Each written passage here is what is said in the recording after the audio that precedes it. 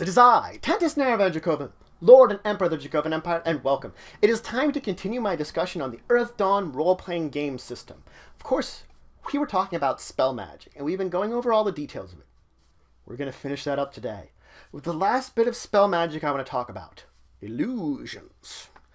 Now, the thing about illusion is only as real as it seems to any person until they begin to interact with it and see how it interacts with the world. As soon as you get some kind of inkling that there's something wrong with this, or it is itself an illusion about what you're seeing, you are free to disbelieve it. Disbelieve being the check you're going to make in order to realize it's an illusion. So this is a disbelieve check, which is it's a standard action. So you make your disbelieve test based upon you basically choose to take your standard action, take a strain, and you make a willpower test. This is going to be against the disbelieve difficulty of the illusion, which is based upon its spell circle. You will take a look in the chart in the book, and it will tell you what that disbelief difficulty is based, of course, upon the circle. Now, this doesn't mean there could be an alternate way to disbelieve it. Certain spells will have in their description if there's another way to disbelieve it. On the other hand, there are certain powers that discipline might have which create illusions. This is going to be based upon that power's rank, based upon your discipline circle in place of your spell circle. You're going to look at the chart exactly the same way. Now, regardless of the type of illusion, the type of disbelief you have, as soon as a character disbelieves it, they recognize it as an illusion, and they effectively are no longer affected by that illusion. And only that character. Everyone else around them that might have been affected by that illusion is still affected by that illusion. But as soon as I disbelieve it, everyone else might start to become suspicious and possibly get their own chances to disbelieve it. Now it is possible to not just use the disbelief test. It's possible to use your senses to overcome an illusion. An illusion usually has more than one sense. You're not just seeing it. You might smell it. You might hear it. So it's possible to use your sensing, your perception, to overcome it. If you're doing this, you're going to make a sense test. But it's going to be against that same difficulty that you had from before, based on circle, disbelief difficulty, except you need an excellent result. The new difficulty is also listed on that same chart for the sensing test. It's higher than it was before. So you can see you don't get that strain, but it's more difficult for you to actually accomplish them. And as I said, that's not possibly the only way. A spell might tell you some other way completely differently and give some other different type of difficulty completely. Regardless, as soon as you disbelieve this illusion, whether it's through sensing, through an actual disbelief test, as soon as you recognize it's not an illusion, you can tell everyone else affected by it. Now, the bonus you're going to grant them is dependent on how well your result was for your success. So the thing is, we're not talking about that original disbelief difficulty. We're talking about the sensing difficulty if you're using the sensing version of this. If you get an average result, it gives you +1 to everyone else. If you get a good result, +2. Excellent, +3. Extraordinary, +4. So if you get an extraordinary result on an extraordinary result difficulty, well, +4 to everyone on that sensing. It's hard to do. You can see that's very hard to do. Thing about this bonus, it's cumulative.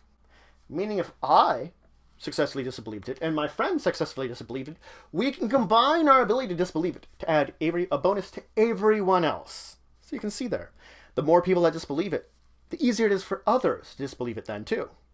So you can see how all the senses they're affecting do make a difference, and the fact that they can affect every one of your senses. Now, spell illusions can have a variety of effects to you, and the one thing they can do to you is cause you damage. You can take damage from a illusion, but is illusionary damage is a good way of saying it. You cannot be killed by an illusion. No matter how it seems to be affecting you, it cannot kill you. At very most, it can knock you unconscious by dealing you damage equal to your conscious rating. After that, you no longer take damage for an illusion because you're unconscious. unconscious people are unaffected by illusions. Your senses don't pick up on anything. It doesn't do anything to you. You're now immune to it because you're unconscious. But it also knocked you unconscious. Damage from illusion can be healed just like any other damage that you take. If you're in the midst of a longer rest, you do not need to spend a recovery test to recover illusionary damage. All the wounds and damage that you took from it recover with a full night's rest automatically. They just go away. Any kind of illusionary damage you have just seems to have healed up. I healed up well. Now the thing is, illusions can only affect the physical world as much as effectively your belief that they can affect the physical world occurs. A good illusion basically throws you into such a line that you're not going to interact with it in a way that will make you detect that it's an illusion. That's the point of it. A good illusion should make you not realize it's an illusion. But there are certain points in times where you're interacting with it definitely makes you basic. If someone makes an illusionary bridge and you try to cross it, it doesn't hold weight. On the other hand, if you make an illusionary bridge over an area that's like mixed rocks and stuff, then maybe they're going to be able to cross it, but they might all of a sudden like trip up or something and be confused about it. If you make kind of rocky, holy, kind of difficult, then oh, they just tripped on something. One, of course, it might actually be that they're trying to fall through a hole because the whatever you're building it over isn't solid. So you can see how the terrain itself can affect this, depending on type of illusion you're creating. Depends on the interactions they're going to have. You might actually grant your player a free sensing test if you feel like the interactions they're making with said illusion might hint them at something, and they themselves, as the player, do not notice it, but the character might. So you can see you can grant them this free sensing test in order to possibly detect this illusion if you feel it's appropriate. If you feel like they're going to interact in a way that they're going to notice something, then yeah. But otherwise, it will feel physical to them. They'll think it's physical. They'll act like it's physical when they interact with it. Now, let's move on and begin to talk about spells. The book divides the entire list of spells they provide up by, of course, by discipline and the circle of it.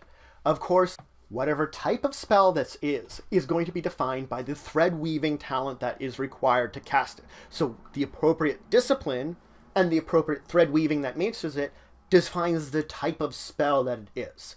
Whatever discipline this spell matches. The circle defines the overall power level of said spell.